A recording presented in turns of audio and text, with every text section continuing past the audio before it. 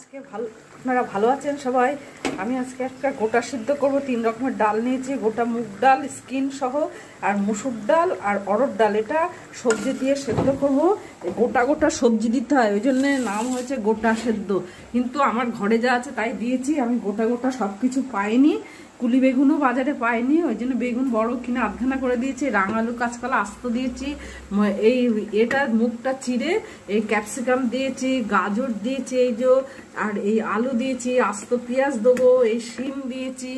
এই যে ডাল সবজিকে সেদ্ধ বসছে, তেলে 5 চামচ তেজপাতা, শুকনো লঙ্কা, পেঁয়াজ দিয়েছি।